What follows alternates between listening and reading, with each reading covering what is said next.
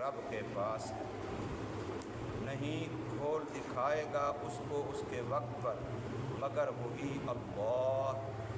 بھاری ہے وہ قیامت کا واقعہ آسمانوں میں اور زمینوں میں، نہیں آئے گی وہ قیامت تم پر مگر اچانک ہی۔ پوچھتے ہیں وہ آپ سے اے محمد کریم صلی اللہ علیہ وسلم، گویا کہ آپ علم رکھتے ہیں اس کے بارے میں، فرما دیجئے سوائے اس کے نہیں کہ اس کا علم اللہ کے پاس ہے، اور لیکن زیادہ لوگ نہیں جانتے۔ سورہ الاعراف کی آیت نمبر 187 آپ حضرات کے سامنے پڑھی اور ترجمہ کیا ہے۔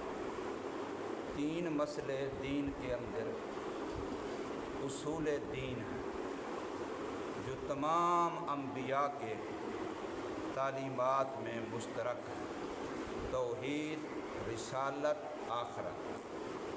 ان آیات میں اور اس سے آنے والی اگلی آیت میں مسئلہ قیامت کو بیان کیا گیا ہے۔ قیامت کا عقیدہ اسلام میں بلکہ تمام ادیان سماویہ میں بنیادی عقیدہ ہے۔ یہ وہ عقیدہ ہے جتنا یہ جس بندے کا پختہ ہو اور مستحضر ہو، قیامت ہر وقت گویا آنکھوں کے سامنے کھڑی ہو، اتنا وہ بندہ نیک اعمال کرنے پر زیادہ تیار ہوتا ہے، آسان ہوتا ہے اس کے لیے، اور اتنا ہی اس کے لیے گناہوں سے بچنا آسان ہوتا ہے۔ جتنا قیامت نگاہوں سے ہٹ جاتی ہے، بھول جاتی ہے، اوجھل ہو جاتی ہے، غفلت ہو جاتی ہے، اتنا ہی بندہ انسانی زندگی، ایمانی زندگی سے دور ہو کر کے حیوانیت کی طرف چلا جاتا ہے۔ پھر اس کی زندگی وہی ہوتی ہے جو جانور کی ہوتی ہے، کیونکہ جانور قیامت کا اس کو کوئی تصور نہیں ہے، نہ مرنے کے بعد کا، نہ حساب کتاب کا۔ انسان مسلمان کے لیے اس کے عقیدے میں یہ بات شامل ہے کہ میری آنکھ جو کچھ دیکھے گی میں نے حساب دینا ہے، میرا کان جو بھی سنے گا میں نے حساب دینا ہے، میری زبان جو بھی بولے گی میں نے حساب دینا ہے، اپنے اختیار سے، اپنے دل دماغ سے جو سوچوں گا، جو پروگرام، جو منصوبہ بناؤں گا، اچھا یا برا، میں نے اس کا بھی حساب دینا ہے۔ اپنے ہاتھوں سے جو کماؤں گا اس کا بھی حساب دینا ہے، اپنے ہاتھوں سے جو خرچ کروں گا اس کا بھی حساب دینا ہے، اور میرے پاؤں جس طرف چلیں گے اس کا بھی حساب دینا ہے۔ ہمارے حضرت خاقوانی سے دامت برکاتہم اکثر یہ فرماتے ہیں کہ اپنی آنکھ، کان اور قدموں کی حفاظت کرو، اپنی آنکھ کی اور اپنے کان کی، اپنی زبان کی اور اپنے قدموں کی حفاظت کرو۔ ان کو جو بندہ محفوظ کر لے، خلاف شریعت استعمال ہونے سے بچا لے، وہ بندہ بہت ساری دنیا آخرت کے نقصانوں سے، خساروں سے بچ جاتا ہے۔ قرآن مجید کے اندر بہت ساری جگہوں پر یہ موجود ہے کہ حضور صلی اللہ علیہ وسلم جب قیامت کی بات کرتے تو آگے سے منکرین یہ کہتے کہ اگر قیامت برحق ہے جیسا کہ آپ بار بار ہمیں ڈراتے ہیں تو پھر قیامت کا دن بھی بتائیں، قیامت کا سن و سال بھی بتائیں، مہینہ بھی بتائیں، اس کا وقت بھی بتائیں کہ کون سا سن ہوگا، کون سا مہینہ ہوگا اور کتنے سال بعد ہوگا، اور اس میں کون سا دن، کون سا وقت ہوگا، یہ ہمیں آپ متعین کر کے بتا دیں تاکہ ہم اس کے لیے پہلے سے تیاری کر سکیں، ہم بھی اس کو اپنے عقیدے ایمان کا حصہ بنا لیں۔ تو ان سوالوں کے جواب میں ہمیشہ رسول اللہ صلی اللہ علیہ وسلم کو یہی بتلایا گیا کہ آپ ان کو یہ کہیں کہ اس کا علم میرے اللہ کے پاس ہے۔ اتنا ہمارا عقیدہ ہے قیامت آئے گی، اور اس کی بہت ساری نشانیاں ہر نبی نے بتائی ہیں، اور سب سے زیادہ اس کی نشانیاں محمد کریم صلی اللہ علیہ وسلم نے بڑی وضاحت کے ساتھ کھول کھول کے بیان کی، اور علماء نے ہر زمانے میں ان کا انطباق بتایا ہے کہ فلاں نشانی بھی پوری ہو گئی، فلاں نشانی بھی پوری ہو گئی، فلاں نشانی بھی پوری ہو گئی، تو علماء نے ان نشانیوں کا انطباق بتلایا ہے کہ اب وہ زمانے میں منطبق ہو گئے۔ حدیث جبرائیل جو مشہور حدیث ہے رسول اللہ صلی اللہ علیہ وسلم کی محفل مجلس لگی ہوئی ہے، صحابہ کرام رضوان اللہ اجمعین بیٹھے ہیں، اچانک ایک نوجوان آدمی سیاہ بالوں والا، سفید کپڑوں والا، بالکل نوجوان، جیسے لگتا ہے ابھی غسل کر کے کپڑے تبدیل کر کے آ رہا ہے، لیکن مجمع میں سے جانتا اس کو کوئی نہیں ہے۔ اب نہ جاننے کی وجہ سے لگتا ہے کہ اس علاقے کا نہیں ہے، ورنہ کوئی تو جانتا ہوتا اگر یہاں کا ہوتا، لیکن اس لحاظ سے دیکھ کے کہ ابھی غسل کر کے ابھی کپڑے تبدیل کیے ہوئے ہیں، لگتا ہے کہ یہاں کا ہے۔ اگر کوئی مسافر ہوتا تو سفر کے آثار ہوتے، گرد و غبار ہوتا، تھکان ہوتی، میل مٹی ہوتی، کپڑے میلے ہوتے، پتہ چلتا دور کا سفر کر کے آیا ہے۔ آ کر کے رسول اللہ صلی اللہ علیہ وسلم کے اتنا قریب بیٹھا کہ اپنے گھٹنے حضور کے گھٹنوں سے ملا دیے، اور ایک حدیث میں یوں بھی مفہوم بیان کیا گیا کہ اپنے ہاتھ حضور کی رانوں پہ رکھ دیے، اور ایک میں یہ کہ اپنی رانوں پہ رکھ لیے، بالکل گھٹنے سے گھٹنا ملا کے یوں بیٹھا، اور پھر سوال شروع کیے، یا رسول اللہ صلی اللہ علیہ وسلم چند باتیں پوچھنی ہیں۔ پہلی بات یہ ہے مل ایمان یا رسول اللہ، ایمان کس کو کہتے ہیں؟ دوسری بات یہ ہے یا رسول اللہ مل اسلام ہو، اسلام کسے کہتے ہیں؟ تیسری بات یہ ہے یا رسول اللہ صلی اللہ علیہ وسلم احسان کسے کہتے ہیں؟ چوتھی بات یہ ہے یا رسول اللہ صلی اللہ علیہ وسلم قیامت کب آئے گی؟ پانچویں بات یہ تھی یا رسول اللہ صلی اللہ علیہ وسلم قیامت کی نشانیاں بتلائیں۔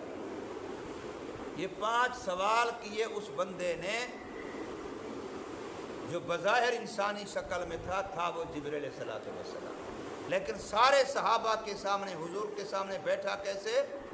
گھٹنے سے گھٹنا ملا کے، 2 زانو ہو کر کے۔ یہ طلب علم کے آداب بتلائے ہیں کہ اگر استاد سے، کسی عالم دین سے علم لینا ہے تو اس کے قریب ہونا پڑے گا، اتنا قریب کہ اپنا جسم ان کے جسم سے، گھٹنے ان کے گھٹنے سے ملا دیے۔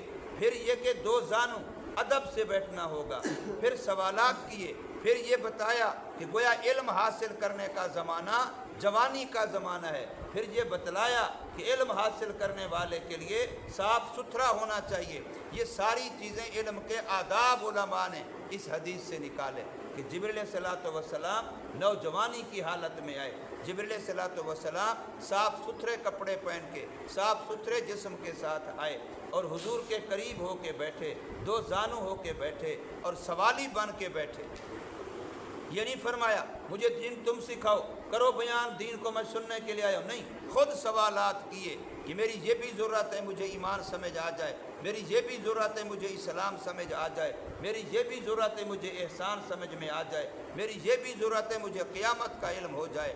پھر قیامت کی نشانیاں جب پوچھی تو رسول اللہ صلی اللہ علیہ وسلم جہاں اور نشانیاں بیان فرمائیں، وہاں یہ بھی فرمایا کہ ایک زمانہ آئے گا، دنیا کے لحاظ سے لوگ اتنا ترقی کر جائیں گے کہ اب جو بندہ ننگے پاؤں پھر رہا ہے اس کے پاؤں میں جوتا پہننے کو نہیں ہے، العورات، جسم پر پورے کپڑے نہیں ہیں، اور العالہ، وہ بکریوں کو چرانے والا عیال دار ہے، اس سے گھر والوں کے خرچے پورے نہیں ہوتے، تو ایسے لوگوں کو آپ دیکھیں گے کہ وہ بڑی بڑی بلڈنگوں اور کوٹھیوں میں رہ رہے ہیں۔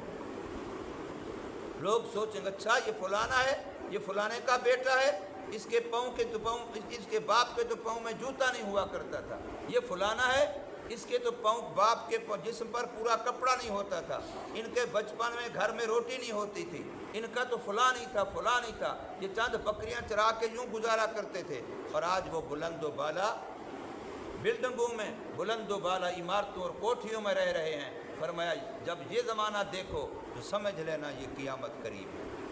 اور ایک اور فرمایا ان تالد العامۃ ربتہا، کہ ماں کے پیٹ سے پیدا ہونے والی اولاد ماں پر حکمران بن جائے گا، ماں کے پیٹ سے پیدا ہونے والی اولاد اپنے ماں باپ کی رب بن جائے، حکمران بن جائے، اپنے ماں باپ کو اپنے لونڈی اور غلام کی طرح سمجھیں کہ تم ہمارے نوکر ہو۔ اور آج اس زمانے میں باقاعدہ طور پر مشاہدہ کیا گیا ہے کہ باپ کو تنخواہ دیتا ہے بیٹا کہ تو نے میرے بچوں کا خیال کرنا ہے اور میری بیوی کو سودا سلف لا کے دینا ہے، اور بڈھے تو یہ کام کرنا، میں تجھے اتنا تنخواہ ہر مہینے دیا کروں۔ یہ باقاعدہ ایسا ہو رہا ہے، باپ تنخواہ دار ہے بیٹے کا، جبکہ اللہ نے منصب یہ بیان کیا अंता व मालुका लिअबीका, तू भी अपने बाप का है और तेरी सारी कमाई तेरे बाप की है। तू अपनी कमाई से, अपनी तनख्वाह से, अपनी मजदूरी से, अपनी मेहनत से, बाप की इजाज़त के बगैर अपने कपड़े, अपनी टोपी, अपना रुमाल, अपना जूता भी नहीं ले सकता, अपने बच्चों को भी नहीं दे सकता, बाप की इजाज़त से करेगा। बाप मालिक है, तेरा भी मालिक तेरा बाप है और तेरी कमाई का मालिक भी तेरा बाप है। अल्लाह ने बाप का ये मनसब और ये हैसियत बनाई है। तो बहरहाल क़यामत का मसला, अब उसकी तारीख़ के बारे में जब सवाल किया गया, यही फरमाया अल्लाह जानता है। ना उसका मैं सन जानता हूँ, ना उसका मैं महीना जानता हूँ, ना उसका मैं दिन जानता हूँ, ना उसकी मैं तारीख़ जानता हूँ, ना मैं उसका वक्त जानता हूँ। इसका मुकम्मल इल्म मेरे अल्लाह के पास है। सूरह लुक़मान के आखिर में खड़ा है कि 5 चीज़ें जो मुग़ीबात में से हैं, उनका इल्म अल्लाह के बग़ैर किसी को नहीं, उनका इल्म अल्लाह के बग़ैर किसी को नहीं है। उनमें से एक क़यामत भी है। तो फरमाया हाँ, क़यामत की निशानियाँ रसूलुल्लाह सल्लल्लाहु अलैहि वसल्लम ने बड़ी वज़ाहत के साथ इरशाद फरमाई हैं। तो फरमाया यसअलूनका अनिस्साअति, पूछते हैं लोग आपसे ऐ मोहम्मद करीम सल्लल्लाहु अलैहि वसल्लम क़यामत के बारे में, यानी क़यामत का सन, क़यामत का साल, क़यामत का महीना, क़यामत का दिन, क़यामत का वक्त, इसके बारे में पूछते हैं। अय्यान मुरसाहा, कौन से साल में, कौन से सन में, कौन से दिन में, कौन से वक्त में उसका कायम होना होगा। तो फरमाया आप जवाब दीजिए, इन्नमा इल्मुहा इंदा रब्बी, उसका इल्म मेरे अल्लाह ही के पास है। ला युजल्लीहा लिवक्तिहा इल्ला हुवा, उस क़यामत को उसके वक्त मुकर्ररा पर अल्लाह ही ज़ाहिर करेगा, अल्लाह ही खोलेगा। उसके वक्त मुकर्ररा से पहले किसी को भी उसका इल्म नहीं होगा, ना नबी को होगा, ना वली को होगा, ना रसूल को होगा, ना किसी को होगा। किसी को भी उसके आखिरी लम्हे तक भी इल्म नहीं होगा, वो अचानक आएगा। सकुलत फिस समावाति वल अर्ज़, वो इतना बड़ा वाक़या है कि आसमान भी उससे डर रहे हैं, ज़मीनें भी उससे काँप रही हैं।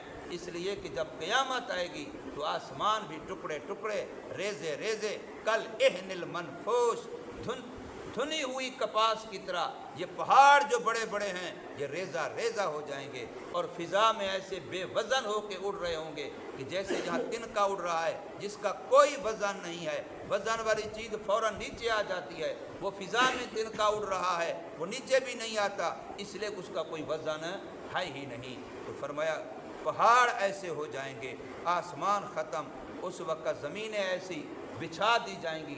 अभी ज़मीन में ऊंच है, नीच है, गड्ढे हैं, फुला है। फरमाया ला इवजं वला अमता, कोई ऊंच नीच ज़मीन में बाकी नहीं रहेगा। जहाँ आज हज करते हैं मैदान अरफात, ये मैदान क़यामत होगा। हदीसों में ये बात सराहतन मौजूद है, ये मैदान क़यामत का हिस्सा होगा। इसी को लंबा करके पूरी ज़मीन मैदान क़यामत बना दी जाएगी। तो फरमाया उसका वाक़या ज़मीन व आसमान में बड़ा भारी और बोझल है। ला तातीकुम इल्ला बग़ततन, नहीं आएगी वो क़यामत तुम पर मगर अचानक ही, यानी बंदे रूटीन वार। हदीसों में बड़ी वजाहत के साथ आता है, एक बंदा अपने खेत को पानी लगा रहा होगा, ख्याल भी नहीं होगा, एक बंदा चारा काट रहा होगा, एक बंदा किसी जानवर का दूध निकाल रहा होगा। ऐसे ही बंदे अपने अपने काम में, जिस दुनिया का निज़ाम है यूँ मसरूफ़। हत्ता कि एक हदीस में आता है एक बंदा अपने खाने से लुकमा उठाएगा, मुंह तक नहीं ले जाए पर उससे पहले क़यामत का ज़लज़ला जारी हो जाएगा, शुरू हो जाएगा और वहीं का वहीं रह जाएगा, खाना वहीं ख़त्म, सब वहीं। यूँ दुनिया का निज़ाम चल रहा होगा, अलामतें पूरी हो रही हैं, लेकिन हम बेखबर हैं। तो अचानक ऐसे क़यामत आएगी, बंदा समझेगा ये क्या हो गया। इसलिए जब कोई सख्त आंधी आती, कोई अंधेरा बनता, कोई शक्ल ऐसी बनती, तो रसूलुल्लाह सल्लल्लाहु अलैहि वसल्लम का रंग मुबारक बदल जाता, डर हो जाता और आप फ़ौरन मुसल्ले पे आ जाते, मस्जिद में आ जाते, इससे कहीं ये क़यामत का वाक़या ना हो। तो फरमाया कि ला तातीकुम इल्ला बग़ता, नहीं आएगी वो क़यामत तुम पर मगर अचानक ही। और फरमाया ये लोग आपसे ऐसे सवाल करते हैं जैसे इनको ख्याल ये है कि आप क़यामत के बारे में अल्लाह से पूछ के, जुस्तजू करके, उसके बारे में ततब्बो तलाश करके آپ اس کا علم حاصل کر چکے ہیں، لہذا وہ آپ سے اس طریقے سے پوچھتے ہیں کہ آپ ہمیں بتا دیں۔ تو فرمایا یسألونک کأنک حفی عنہا، وہ پوچھتے ہیں آپ سے گویا کہ آپ اس کو تلاش کر کر کے اس کی خبر حاصل کر چکے ہیں۔ حفی کہتے ہیں جو بندہ کسی کام میں تتبع و تلاش جستجو کر کے ڈھونڈ کر کے مقصد حاصل کر لے، اس چیز کو پا لے، تو اسے کہتے ہیں حفی۔ تو فرمایا وہ سمجھتے ہیں کہ قیامت کے بارے میں آپ حفی ہیں، کہ آپ نے اس کے بارے میں تتبع و تلاش محنت کر کے اس کا علم حاصل کر لیا ہے۔ تو آپ جواب میں ارشاد فرمائیے انما علمها عند اللہ، اس کا علم صرف اللہ کے پاس ہے۔ ولیکن اکثر الناس لا یعلمون، لیکن اکثر لوگ اس حقیقت کو جانتے نہیں ہیں، وہ بیچارے بے خبر ہیں، غفلت میں پڑے ہوئے ہیں، جہالت میں پڑے ہوئے ہیں، بلکہ جہل مرکب میں پڑے ہوئے ہیں جاہل، لیکن اپنے آپ کو جاہل سمجھتے نہیں ہیں۔ یہ جہل مرکب ہوتا ہے کہ بندہ جانتا نہیں ہے اور پوچھو ہاں جی مجھے پتہ ہے، میں جانتا ہوں، یہ کون سی بات ہے، مجھے سارا کچھ پتہ ہے جی، میں سب کچھ جانتا ہوں، میں مولویوں سے بھی زیادہ جانتا ہوں، لیکن ہوتا یہ ہے کہ دو باتوں میں سے ایک کا بیچارے کو پتہ نہیں۔ اللہ پاک سمجھ نصیب فرمائے، عمل کی توفیق۔